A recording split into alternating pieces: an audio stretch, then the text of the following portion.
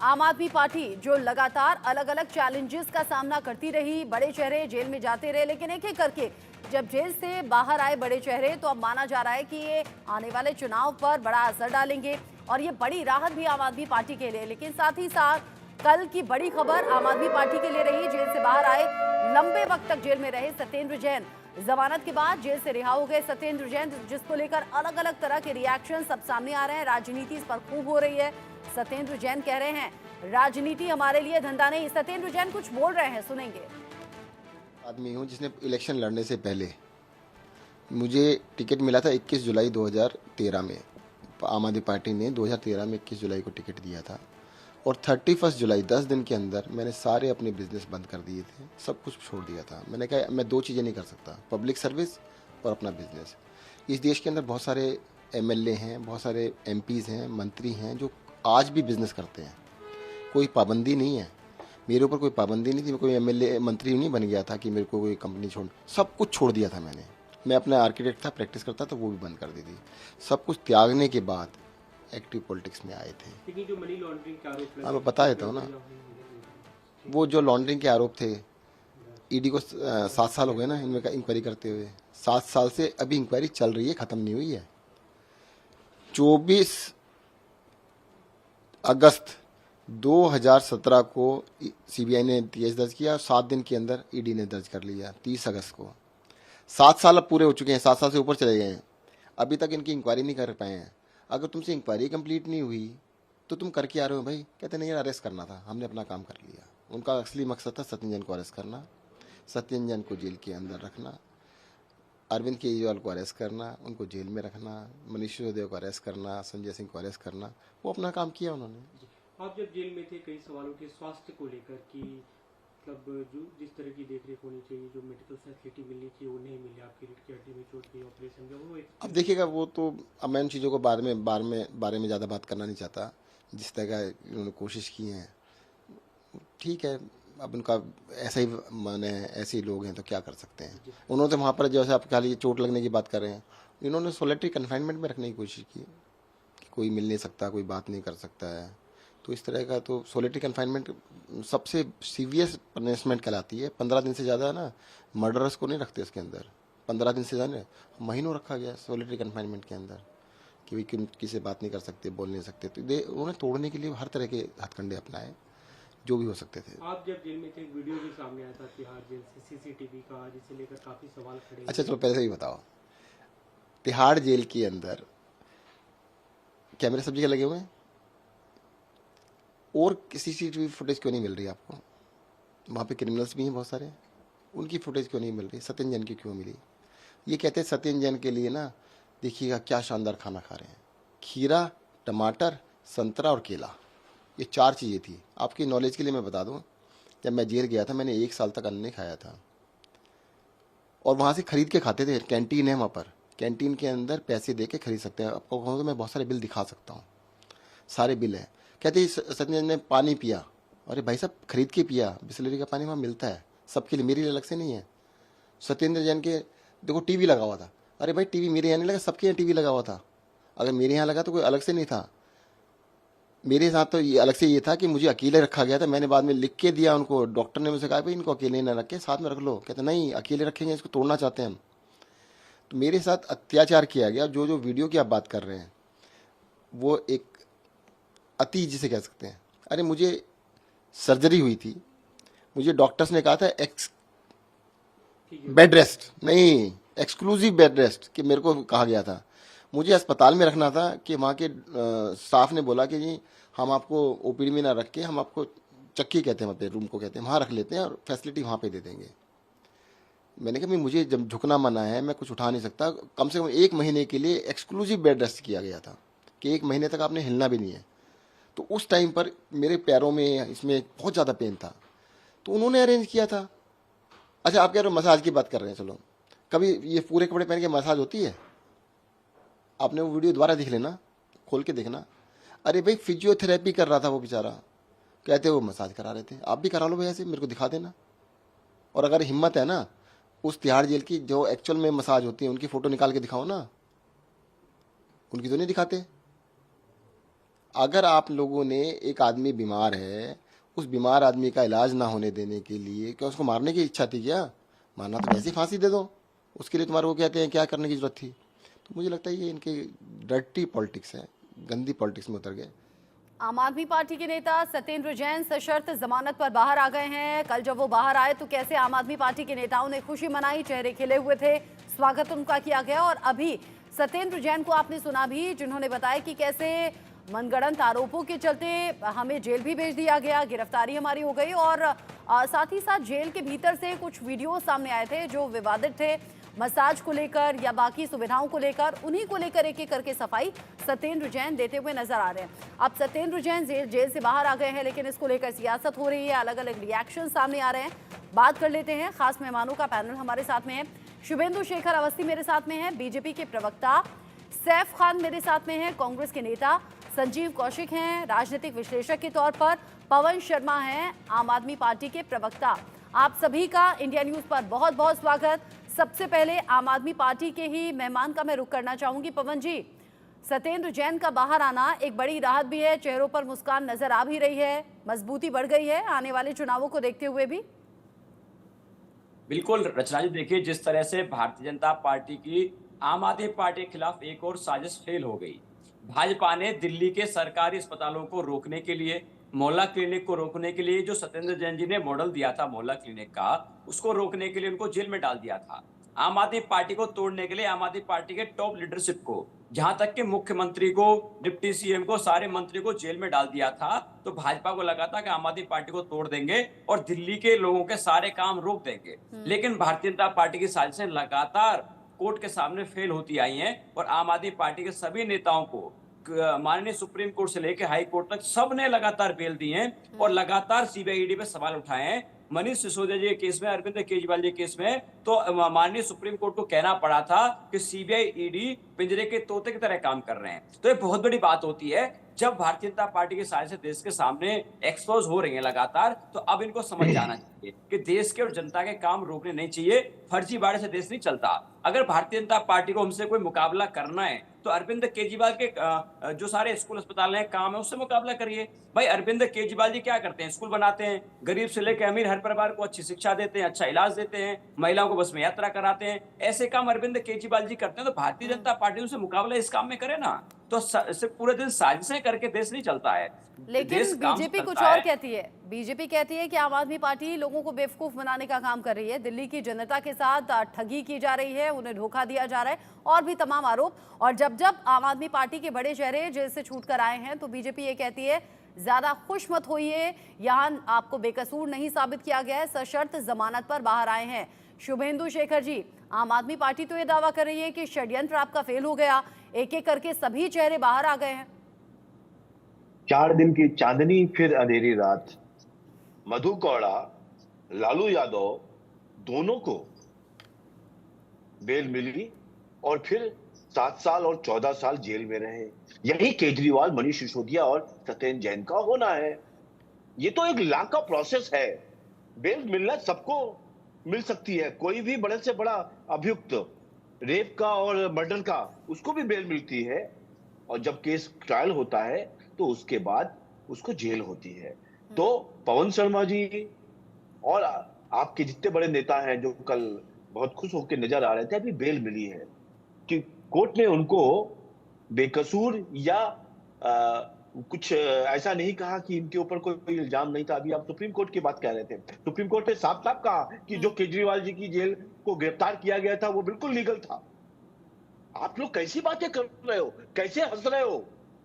ऐसा लग रहा है कि आपको बेकसूर कर दिया गया। नहीं भाई, अभी तो बेल दिया गया है। बेल मिलना एक लाख का प्रोसेस है, फिर से कह रहा हूं पवन शर्मा जी। इसलिए ज्यादा खुशी नहीं होनी चाहिए। ट्रायल चालू होते ही आप वापस उसी जेल में जाओगे जैसे मधु कौड़ा और लालू यादव गए थे। अब दूसरी बात, हालांकि शुभेंदु शेखर जी, यहाँ आम आदमी पार्टी के चेहरे जेल तो गए हैं, सशर्त जमानत पर बाहर आ गए हैं, लेकिन बीजेपी में इस वक्त बहुत से ऐसे बड़े चेहरे हैं जो दूसरी पार्टी में थे, करोड़ों हजारों करोड़ का इनफैक्ट घोटाले और भ्रष्टाचार के आरोप थे, लेकिन बीजेपी में आते ही क्लीन चिट मिल गई है। हालांकि दोनों बीजेपी चीजों से का जब जवाब पूछा देता हूं जाता मैं। है, आज जवाब आप हालांकि प्रश्न बीजेपी से पूछो, जब उसका पूछा जवाब। जाता है तो वो ये कहते हैं इन प्रोसेस है केस, लेकिन यहाँ आम आदमी पार्टी के नेता कम से कम जेल तो गए। बहुत लोगों का नाम लेते हैं आप लोग, कभी शुभेंदु अधिकारी, नारायण राणे, पता आपने नहीं ले क्या लिया क्या। नाम। मैं ले रहा हूँ बहुत अच्छी तरीके से ले रहा हूँ। आज 3.5 साल हो गए, 4 साल हो गए ममता बनर्जी की सरकार पर शुभेंदु अधिकारी के ऊपर क्यों नहीं एफआईआर किया? मैं आज आपके सामने पूछना चाहता हूं, एसीबी भी उनके पास है, क्यों नहीं किया? नारायण राणे के पास यदि कोई केस था तो आपकी सरकार थी कांग्रेस की, और वो उन्होंने क्यों नहीं एफआईआर किया? 1.5 साल कम से कम वहां पे रही महाराष्ट्र में। मेरा कहना है ये सब नौटंकी है, और नौटंकी है। यदि आपको कोई केस करना है, कोई भी हो, किसी भी पार्टी का हो, उस ठीक पर है। केस करिए और कोर्ट में जाइए और कोर्ट से डिसीजन यानी आप कह रहे हैं हम तो कि कोर्ट केस में होना गए। चाहिए, और अगर किसी को लगता है कि बिल्कुल होना गड़बड़ी चाहिए। हुई है, भ्रष्टाचार हुई है, तो केस होना चाहिए। वो- लेकिन केस करने में पीछे बिल्कुल कहीं होना रह चाहिए। जाते हैं बाकी ऑपोजिशन नहीं, पार्टी के सबके नेता। पास ये मैंने पावर है। देखा है, सबके चाहे वो पास पावर है। बयानबाजी को लेकर हो या बाकी आरोप हो, बीजेपी आगे रहती है केस कराने के लिए। मैं सैफ जी और का रुख कर देखिए, लेती हूँ, मैं सैफ खान जी का रुख कर लेती हूँ। पवन जी आप रिएक्ट कीजिएगा, अभी अभी और भी मेहमान है शुभेंदु जी। मैं सैफ खान जी का रुख कर लेती हूँ। और सैफ खान जी, आपसे सवाल करने से पहले मुझे ऐसा लग रहा है कि सवाल किस तरीके से मैं करूँ। कभी आप दुश्मन हो जाते हैं, कभी दोस्त हो जाते हैं, शायद जहन में ये रहता होगा कि दुश्मनी भी ऐसे निभाई जाए कि दोस्ती की गुंजाइश रखी जाए। तो आम आदमी पार्टी सत्येंद्र जैन को लेकर आपका रिएक्शन क्या है अभी? नहीं, देखिए, सबसे पहले ये आज बेल के ऊपर अगर वापस आए हैं तो ये एक अच्छी खबर अगर आम आदमी पार्टी के लिए, तो कोर्ट अपना काम जो है वो कर रहा है। और जो फैसिलिटी की अगर ये बात कर रहे हैं, या जिस बेल एक्ट के ऊपर जो है यूं अनिश्चित काल तक खेत में रहने के लिए जो उनको ये बेल दी गई है अंडर आर्टिकल 21, उसके तहत जो है 873 डेज तक वो जेल में रहे, 36 केजीज उन्होंने लूज किया, और जो एलिगेशंस है वो कोर्ट जो है वो प्रूव करेगा। अब बात आती है भारतीय जनता पार्टी जो यहाँ पे बैठे हुए अपनी वॉशिंग मशीन से उन लोगों को साफ करते रहते हैं जिनके ऊपर केसेस थे। ऐसा नहीं था कि केसेस नहीं है। जिनका नाम इन्होंने लिया, या मुकुल रॉय, या सुखेंदु अधिकारी, या फिर हेमंता बिश्वा शर्मा की बात करें, इन सब के ऊपर जो है ऑलरेडी केसेस, एप्लीकेशंस जो है ऑलरेडी सबमिटेड थी। मगर भारतीय जनता पार्टी के आते ही ये इनकी जो साफ करने की वॉशिंग मशीन है उसमें साफ होके ये सब साफ हो गए, और तब से अब तक फिर कुछ नहीं हुआ। मैं आपको एक डेटा देना चाहता हूं, 2014 से लेके अब तक जो है 95% रेट जो है सिर्फ ऑपोजिशन के लीडर्स के ऊपर ही डली है। जिसके ऊपर अगर मैं नंबर वाइज ही आपको बोलूं तो कांग्रेस के ऊपर 24, टीएमसी पे 19, एनसीपी के ऊपर 11, शिवसेना के ऊपर 8, डीएमके पे 6, बीजेडी पे 6, आरजेडी पे 5, बीएसपी पे 5, एसपी पे 5, टीडीपी पे 5 जो है, आम आदमी पार्टी पे 3 से 4 हो गए, एनसी नेशनल कॉन्फ्रेंस पे 2, पीडीपी पे 2। तो ये सब ऑपोजिशन के ऊपर ही क्यों? तो तभी तो सुप्रीम कोर्ट जो है हमारे देश का माननीय सुप्रीम कोर्ट ये जब कह रहा है कि तोता बन गया है, तो एक बहुत बड़ी विषय है, ये जो बहुत बड़ी चिंता का विषय है कि इन विभागों को अच्छी बात तो ये है कि आप डेटा के साथ में आते हैं, अच्छी बात तो ये आप नंबर्स भी बता रहे हैं। लेकिन आप जानते हैं जब केस दर्ज कराने की बात होती है, जब ये होता है कि फला नेता पर एफआईआर इसलिए दर्ज हो गई है, मुझे भी बड़ा मिसिंग लगता है कि बीजेपी इस चीज में आगे क्यों निकल जाती है। अब आप खुद भी कह रहे हैं कि ऑपोजिशन लीडर्स पर इतने % केस हैं, इसमें बीजेपी लगातार केस दर्ज कराने में रहती है। आप देखिए ना, कांग्रेस के बड़े चेहरे पर केस दर्ज हो जाता है, मोदी सरनेम को लेकर सांसदी तक चली जाती है, जबकि बीजेपी के कई ऐसे नेता हैं कई बार बहुत शर्मनाक बयान दे देते हैं। तो फिर कांग्रेस और बाकी पार्टियां केस दर्ज कराने में, एफआईआर दर्ज कराने में पीछे क्यों रह जाती हैं?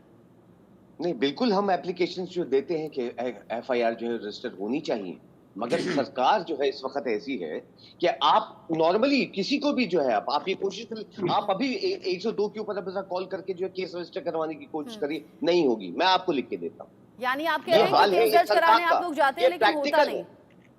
एक्चुअली सर, आप आम पार्टी से छोड़िए, आम आदमी पार्टी आम लोगों के लिए भी एक एफआईआर इस वक्त रजिस्टर करवाना बहुत ही इम्पॉसिबल है जब तक आप सोर्स इस्तेमाल नहीं करते। में क्यों नहीं जाते? लेकिन सरकार का दावा कुछ और रहता है, सरकार का दावा कुछ और रहता है। सरकार कहती है कि कानून बीएनएस होने के बाद में बड़ी चीजें इजी हो गई हैं, एफआईआर दर्ज कराना, केस दर्ज कराना आप तो घर बैठे मोबाइल के जरिए ऑनलाइन भी हो सकता है। ऐसे तमाम दावे किए जाते हैं। हालांकि आप सभी पॉलिटिकल पार्टी के लीडर हैं जो अपनी अपनी बात कह रहे हैं, लेकिन मैं एक राजनीतिक विश्लेषक को इस वक्त सुनना चाहूंगी। संजीव कौशिक जी, आपने चूंकि अभी सभी को सुन लिया है, सत्येंद्र जैन का जेल से बाहर आना इस वक्त सियासत में गर्माहट को और ज्यादा बढ़ा रहा है, क्यों?